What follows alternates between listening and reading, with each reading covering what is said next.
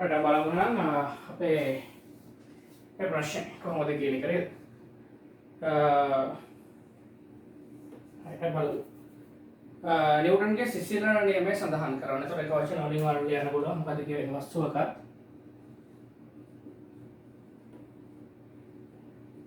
පරිසරයකත්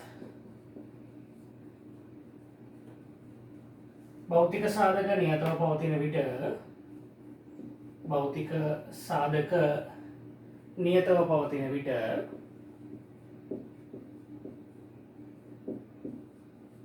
වස්තුවෙන් බාහිර පරිසරයට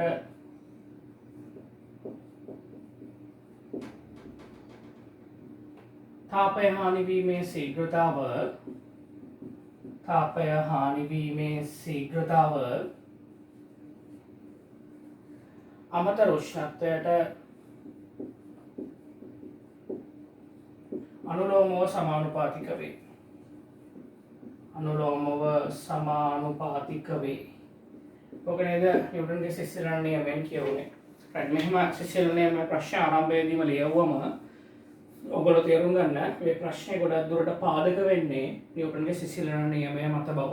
ඒතර තමන්ට නිව්ටන්ගේ සිසිලන නියමය ගැන හිතේ තියාගෙන ප්‍රශ්න දිහා බලන්න කියන හින්ට් එක තමයි මේ දෙන්නේ. රයිට් බලමු. ප්‍රශ්නේ පළවෙනි කොටසට එනවා.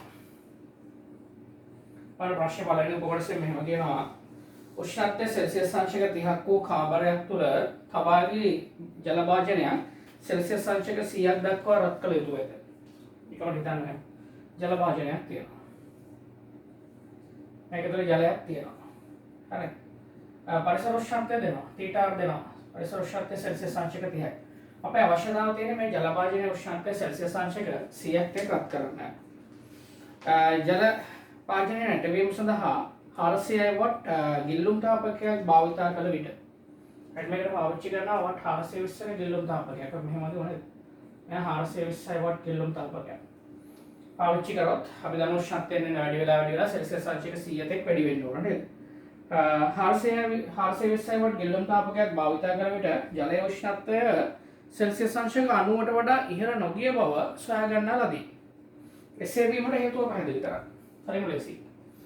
ඔයගොල්ලෝ ඉස්සෙල්ලාම බලන්න මම හිතනවා තාපවිද්‍ය පාඩමේදී පාඩම පුරුදු කරනවා හිතන්න මේ හීටරේ නැත්නම් ගිල්ලුම් තාපකයේ ලබා දෙන තාප ශක්තිය මොනවා සඳහාද වැය වෙන්නේ? කවුද අරගන්නේ නේද? නැත්නම් මේ ගිල්ලුම් තාපකයේ ලබා දෙන තාප ශක්තිය කවුද අරගන්නේ? ගිල්ලුම් තාපකයේ ලබා දෙන තාප ශක්තිය කොටසක් ජලය අරගන්නවා, තවත් කොටසක් වතුර අරගන්නවා, තවත් කොටසක් බාහිර පරිසරයට හානි වෙනවා. එහෙනම් ගිල්ලුම් තාපකයේ තාපය ලබා දීමේ ශීඝ්‍රතාව වචනේ වුණා ශීඝ්‍රතාව සමාන වෙන්න ඕන ජලයේ තාපය ලබා ගැනීමේ ශීඝ්‍රතාවද? එයිම ශීඝ්‍රතාව කියන වචනේ වල කරගුවේ. මෙතන අපි කතා කරන්නේ තාපය හානීමේ ශීඝ්‍රතාව ගැන. ඒතර තාප ශක්තිය කියන වචනේ භාවිත කරලා හරියන්නේ නැහැ. හින්ට් එකක් දුන්නානේ. නිව්ටන්ගේ සිසිලන නියමයෙන් හිතන්න කියලා. සාමාන්‍ය නිව්ටන්ගේ සිසිලන නියමයෙන් අපිට හිතන්න. එහෙනම් මේ ගිල්ලුම් තාපකයෙන් තාපය ලබා දීමේ ශීඝ්‍රතාව සමානයි ජලයේ තාපය ලබා ගැනීමේ ශීඝ්‍රතාව දන බඳුන තාපය ලබා ගැනීමේ ශීඝ්‍රතාව දන බාහිර පරිසරයේ තාපය හානි වීමේ ශීඝ්‍රතාව. ඔය තුන එකතුවටනේ සමාන වෙන්නේ. එහෙනම් සෙල්සියස් අංශක 90 දී මොනවද වෙන්න ඕන? සෙල්සියස් අංශක 90 දී තවදුරටත් ජලයේ උෂ්ණත්වය ඉහළ යන්නේ නැහැ කියන එක නේද කියන්නේ. හීටරේ ක්‍රියාත්මක වුණොත් ජලයේ උෂ්ණත්වය ඉහළ යන්නේ නැහැ. එහෙනම් ඇයි ජලයේ උෂ්ණත්වය ඉහළ යන්නේ නැත්තේ? ලස්සනයි ජලයේ උෂ්ණත්වය ඉහළ යන්නේ නැත්තේ ජලයේ තාපය ලබා ගන්න නැති නිසානේ. ජලයේ තාපය ලබා ගන්න නැත්නම් බඳුන තාපය ලබා ගන්නෙත් නැහැනේ. එහෙනම් අර ප්‍රකාශනය මොකද ප්‍රකාශනය? හීටරේ තාපය ලබා දීමේ ශීඝ්‍රතාව සමානයි ජලයේ තාපය ලබා ගැනීමේ ශීඝ්‍රතාව දන බඳුන තාපය ලබා ගැනීමේ ශීඝ්‍රතාව දන බාහිර පරිසරයට තාපය හානි වීමේ ශීඝ්‍රතාව කියන සමීකරණයෙන් ආදේශ වෙන්න ඕන නේද? ජලයේ තාපය ලබා ගැනීමේ ශීඝ්‍රතාව 0යි බඳුන තාපය ලබා ගැනීමේ ශීඝ්‍රතාව 0යි සෙල්සියස් 90යි. ඒක නිසානේ ජලයේ උෂ්ණත්වයත් බඳුන උෂ්ණත්වයත් ඉහළ යන්නේ නැත්තේ. මං හරි නේද? එතකොට මොකද වෙන්නේ? ගිල්ලුම් තාපකයේ තාපය ලබා දීමේ ශීඝ්‍රතාව සමාන වෙනවා බාහිර පරිසර තාපය හානි වීමේ ශීඝ්‍රතාව. සිම්පල් නේද? එහෙනම් ඇයි තවදුරටත් සෙල්සියස් 90ට වඩා උෂ්ණත්වය ඉහළ යන්නේ නැත්තේ? හරි ලේසියෙන් කියන්න තිබුණා තාපය ලබා දීමේ ශීඝ්‍රතාව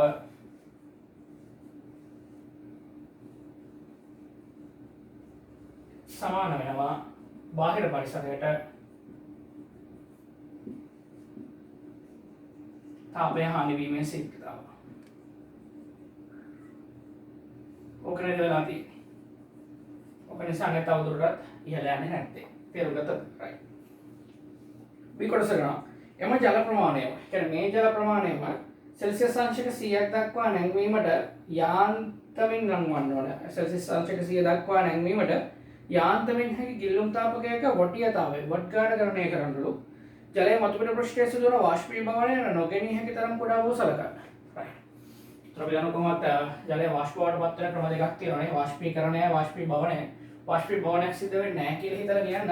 වෙන තව මේ වගේම වාදනයක් තියෙනවා. සර්වසම වාදනයක්. මම 420 වොට් දාලා මේ වැඩේ කරගන්න බෑනේ. මේකට සමාන ජල ප්‍රමාණයක් තියෙන්නේ. මම මේක තුල දැම්මොත් අලුත් හීටර් එකක්. අන්නේ හීටර් එකේ වොට් ගන්න කීයද? 1x කියලා ඒක. ඒත් අපිට ඕනේ අන්තිමෙන් හරි මේ සෙල්සියස් අංශක 100 ක් ගෙනියන්න නේද? අපිට ඕනේ මේ අන්තිමෙන් හො සෙල්සියස් අංශක 100 ක් ගෙනියන්න. ඒතකොට දැන් මේ ජලයේ උෂ්ණත්වය තියෙන සෙල්සියස් අංශක 90නේ. ඒතකොට මේ ජලයේ උෂ්ණත්වය විසලකෝ සෙල්සියස් අංශක 100ට යනවා. ඒකට ඕන කරන හීටර් එකේ ක්ෂමතාව කොච්චරද? සමහර අය හිතනවාදී මේක හදාන්න ඩෙල්ටා Q සමාන MC ඩෙල්ටා θ ඕන. ඒක දත්ත නැහැ. ජල ස්කන්ධයවත් කිසිම දෙයක් නැහැ නේ මේකේ දත්ත.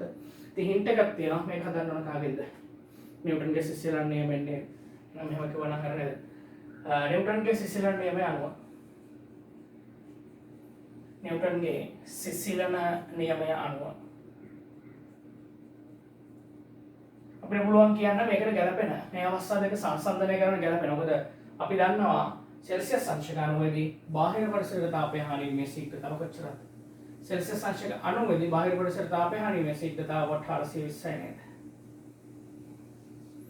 है මේ ලියන දේ විදිහට बाह्य परिसर तापे हानि में शीघ्रता සමානයි තාපකයේ තාපය ලබා දීමේ ශීඝ්‍රතාව කියලා නේද කියන්නේ. එහෙනම් බලන්න නේද තාපය हानि වීමේ ශීඝ්‍රතාවයි අතිරික්ත උෂ්ණත්වය තියෙන ප්‍රධාන සමීකරණය කෙලින්ම අපිට අරගන්න. මොකක්ද සමීකරණ dq බෙදීම dt සමානයි එකම වස්තුවක අවස්ථා දෙකක් නේ සර්ව සමයන එහෙනම් k වතාවක් θ ඍණ θ r යන දාන්න තිබුණා නේද ඔයාලට පළමු අවස්ථාවට. ඊට පළවෙනි අවස්ථාවට දැම්මම පළවෙනි අවස්ථාවෙන් තාපය හානි වේ ශීඝ්‍රතාව 1820යි සමානයි k වතාවක් θ ඍණ θ r වස්තු උෂ්ණත්වය අනුවයි පරිසර උෂ්ණත්වය 30යි. පළවෙනි සමීකරණය නේද දාන්න තිබුණා නේද දෙවන අවස්ථාවට. දෙවැනි අවස්ථාවට දැම්මම බලන්න දෙවැනි අවස්ථාවේදී බාහිර පරිසර තාපය හානි වේ ශීඝ්‍රතාව අපි දන්නේ නැහැ x සමාන වෙන්න ඕන කාටද බාහිර පරිසර තාපය හානි වේ ශීඝ්‍රතාව කියන්නේ තාපමානයේ තාපය ලබා දීමේ ශීඝ්‍රතාවනේ. අපිට ඕන ජලය නටන්න නෙමෙයි ජලයේ උෂ්ණත්වය සෙල්සියස් 100ට ගාව නියත වෙන්න. යාන්ත්‍රයෙන් සෙල්සියස් අංශක 100ට එන්න ඕන කියලා නේද කියන්නේ. යාන්ත්‍රයෙන් සෙල්සියස් අංශක 100ට එන්න ඕන කියලා කියන්නේ ජලය නටන්න ඕන කියන එක නෙමෙයි. ජලයෙන් වාෂ්ප හැදෙන්න ඕන කියන එක නෙමෙයි කියන්නේ. ජලයේ උෂ්ණත්වය 100ට ඇවිල්ලා අන්තිමින් නතර වුණොත් ඇති. ඒක නෙමෙයි කියනවා 100ට වෙල අන්තිමෙන් නතර වුණොත් ඇති කියන්නේ සෙල්සියස් අංශක 100 දී හීටරේ තාපය ලබා දීමේ ශීඝ්‍රතාව සමාන වෙන්න ඕන හීටරෙන් බාහිර පරිසරයට බඳුනෙන් බාහිර පරිසරයට තාපය හානි වීමේ ශීඝ්‍රතාව. තේරුණාද? 100 දී නටන්න ඕනේ නැහැ. 100ට වෙල නතර වුණොත් ඇති. කියන්නේ 100ට වෙල නතර වුණොත් ඇති හුමාලේ හැදෙන්න ඕනේ නැහැ කියන්නේ. සෙල්සියස් 100 දී තාපනගරේ තාපය ලබා දීමේ ශීඝ්‍රතාව බාහිර පරිසරයට තාපය හානි වීමේ ශීඝ්‍රතාවට සමාන වෙනවා. යාන්ත්‍රමින් කියන වචනේ තියෙනව නේද? ඒක නිසා අපි උපකල්පනය කරේ. ඒකයි මම ගත්තේ බාහිර පරිසරයට තාපය හානි වීමේ ශීඝ්‍රතාව x නම් හීට් ක්ෂමතාවත් x සමානයි k වතාවක් 100 ඍණ 30යි නේද? මේ දිනමගේ දෙවෙනි සමීකරණනේ. එහෙනම් මොකද කරන්න ඕන දන්නවා. මේ දෙවෙනි සමීකරණය විදමු පළවෙනි සමීකරණය. දෙක බෙදීමේදී. તો දෙවෙනි සමීකරණය දෙනවා x සමානයි k වතාවක් 100 ඍණ 30 බෙදීම පළවෙනි සමීකරණය තියෙනවා 420 සමානයි k වතාවක් 90 ඍණ 30යි. ඔතන සුළු කරගත්තා නම් ඔයාලට x ගියගේ හානි තිබුණා නේද? මම කිව්වා මට ආව වොට් 490ක්. අන්න ඔයාලට කීයක් ආවද කියලා. අපි යනවා ප්‍රශ්නේ ඊළඟ කොටස. ප්‍රායෝගික අවස්ථාවක් සැලකීමේදී ඇත්තටම ප්‍රායෝගික අවස්ථාවක් සැලකන්න. ප්‍රායෝගික අවස්ථාවක් සැලකීමේදී විශේෂයෙන්ම ජලයේ උෂ්ණත්වය සෙල්සියස් අංශක 100ට ළඟා වන විට B එකහිතර උපකල්පනය වළංගු වන්නේ දැන් සඳහන් කරන්න.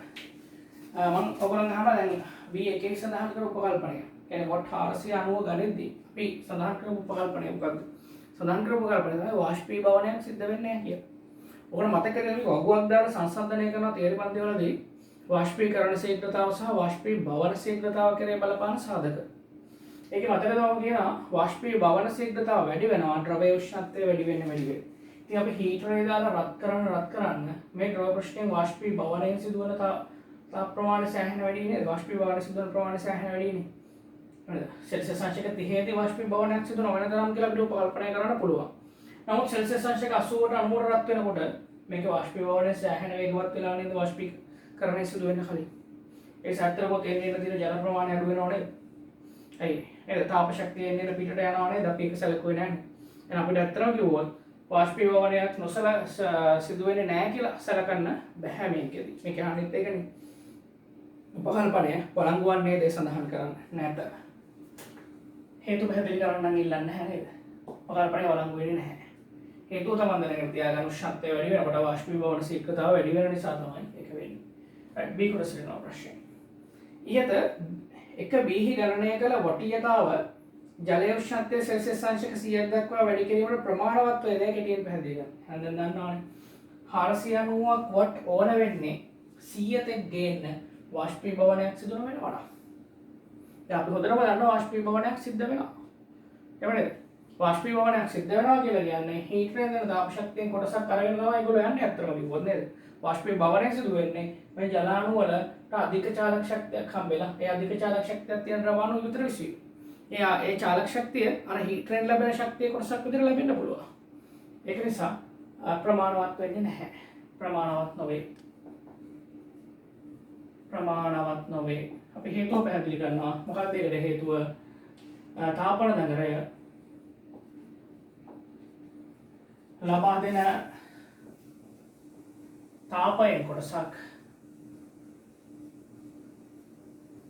වාෂ්පීභවනය සඳහා යන නිසා වාෂ්පීභවනයට ලබා ගන්නා නිසා එතකොට සෙල්සියස් 100ට එන්න බැහැ. 100ට එන වාෂ්පීභවනයක් සිදු නොවී තියෙන්න ඕනනේ. අපි යන ප්‍රශ්නේ C කොටසට. බලමු C කොටසේ මොකක්ද අහන්නේ කියලා. බලන්න මම හිතන ප්‍රශ්න තුල ඔයාලට හැමෙන් ඉගෙන ගන්න දේවල් තමයි ගොඩක් තිබුණේ. හිතන්න දේවල්, සිද්ධාන්ත කොහොමද ගලප ගන්න කියන එක. පෘෂ්ඨයෙන් ජලය වාෂ්පීභවනය වන විට නිව්ටන්ගේ සිසිලන නියමයේදී හැක්දේ පැහැදිලි කරනවා. බෑනේ කොහොමවත් බෑ. වාෂ්පීභවනයක් සිදු වෙනකොට ඕන හොඳටම පේනවා වස්තුවේ භෞතික සාධක වෙනස් වෙනවා. එහෙනම් වස්තුවේ භෞතික සාධක වෙනස් වෙනවා. මේ භෞතික සාධක වෙනස් වෙනවා නම් බෑනේ පැහැදිලි කරනවා. පරිසරයේ වස්තුවේ දෙන්නගේ භෞතික සාධක නියත වෙනවා. එලාකට හැකිද නැහැකිය. ප්‍රධානම හේතුව වස්තුවේ භෞතික සාධක වෙනස් වෙන නිසා. වස්තුවේ භෞතික සාධක වෙනස් වෙන නිසා.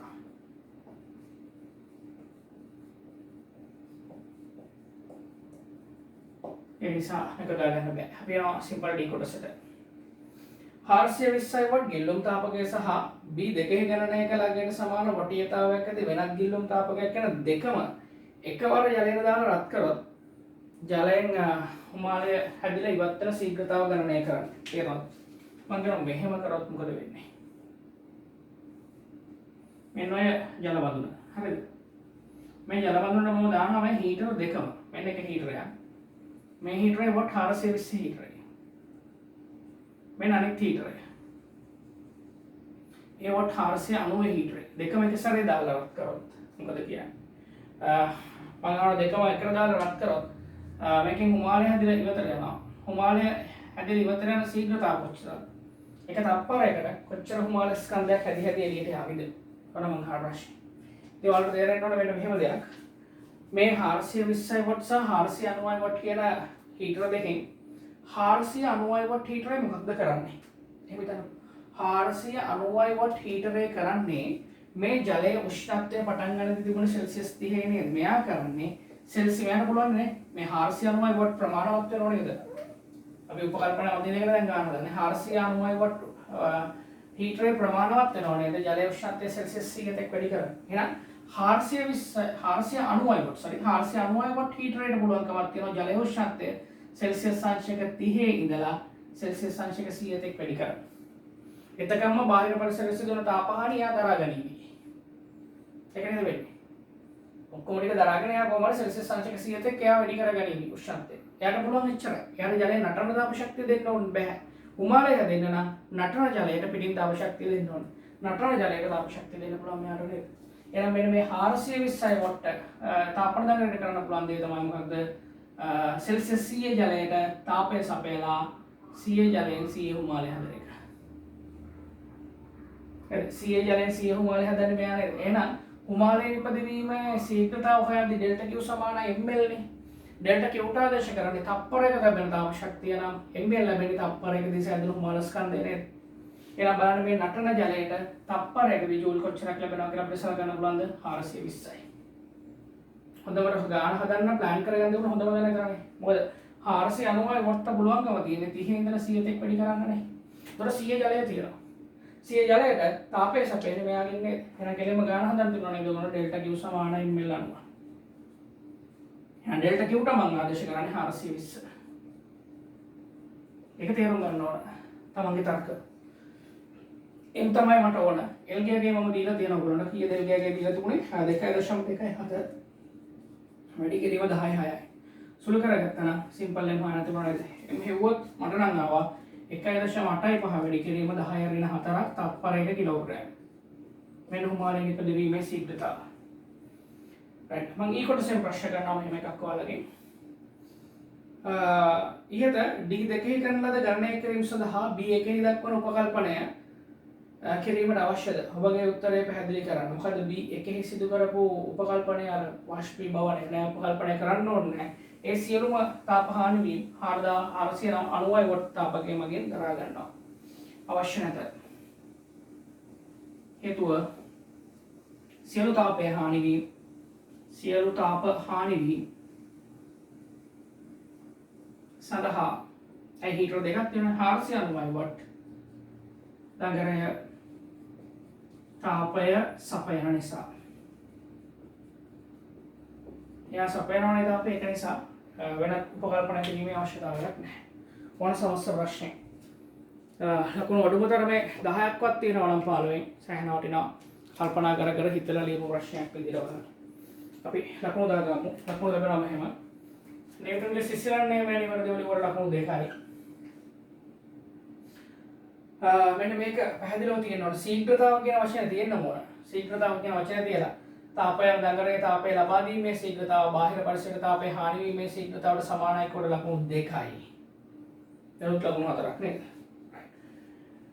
B වල පළවෙනි කොටසේ මෙන්න මේ සමීකරණය ගත්ත එක ලකුණයි. මේ සමීකරණය ගත්ත එක ලකුණයි. මේ සම්මත සමීකරණය මෙයා භාවිතා කරාට එක ලකුණයි. උත්තරයට එක ලකුණයි. ලකුණු හතරක්. ඊට පස්සේ වළංගු වන්නේද නැත කිව්වට එක ලකුණයි. ප්‍රමාණවත් නොවේ හේතුව පැහැදිලි කරාට එක ලකුණයි. හේතුවත් එක්කම තියෙන උත්තර එක ලකුණයි. C කොටසේ නොහැකිය හේතුව එක්කම කිව්වට එක ලකුණයි. ඊළඟ එකේ බලන්න මෙන්න මේ උපකල්පනයට. ඒ කියන්නේ Q සඳහා 420 ආදේශ කරාට ඒ කියන්නේ හිමාලයේ නිපද වෙන්න තාපය සපයන්නේ 420 වොට් තාපකයේ වගින් බව අඳුරගත්තට ලකුණු දෙකක් වෙනම දෙනවා. එතන ආදේශයට. ඒ කියන්නේ හිමාලයේ නිපදවීමේ ශීඝ්‍රතාව හිමාලයේ නිපදවීමේ ශීඝ්‍රතාව සඳහා 420 තාපයේ හිමාලයේ නිපදවන තාපයේ සැපීමේ ශීඝ්‍රතාව සඳහා 420 යොදා ගත්තට ලකුණු දෙකක් දෙනවා. උත්තරයට එක ලකුණක් දෙනවා. මෙතන පැහැදිලි කිරීම අවශ්‍ය නැහැ කියලා දෙනකොට එක ලකුණක් දෙනවා. ඔයාලා ලකුණු 15ක් තියෙනවා. 15න් කීයක් තියෙනවද අද දවසේදී? මම හිතනවා ඉගෙන ගන්න දේවල් ගොඩක් තියෙන්නේ නැති කියලා ප්‍රශ්නය තුලේ.